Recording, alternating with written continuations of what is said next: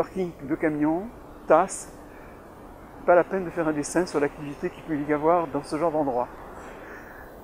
Alors la fameuse tasse était là. On dirait presque, par terre, la trace de la tasse. Bien sûr, c'est très émouvant d'être là, parce que, en fait, c'est des belles années de ma vie. J'avais 16 ans, en 1962. La Vespasienne, surtout le soir, était essentiellement, était à 90% sexuelle. C'était pour la rencontre sexuelle et c'était pour la sexualité immédiate. Ce qui m'a toujours passionné dans les tasses, c'est la rencontre, évidemment. Ça paraît simple, mais c'est une espèce de jubilation de l'échange. Toutes les toilettes étaient des rencontres d'homosexuels. Toutes les toilettes. Le pissoir public, comme ça, était très important dans le mélange hétéro-homo. Parce que beaucoup d'hétéros, je ne dirais pas se découvrir homo, mais découvrir le plaisir qu'ils pouvaient avoir avec un homo. C'est une configuration, d'une part de la sexualité, et d'autre part de la vie sociale qui ont changé du tout au tout.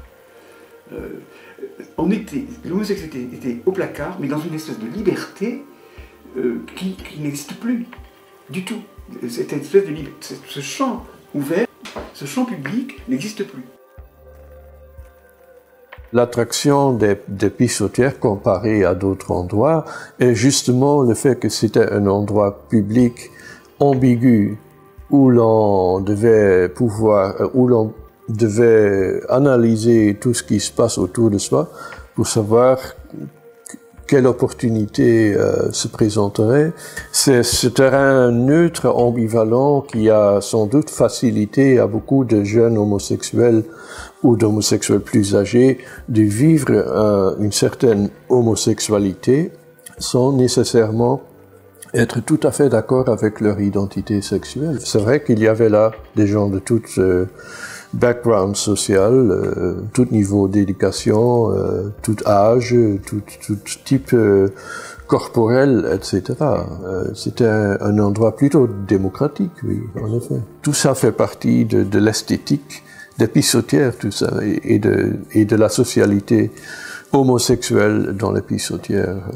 L'aspect des murs, les carrelages, très souvent dans un jaune un peu glauque, il y avait très peu de lumière, oui, il y avait une ampoule contre le plafond, etc.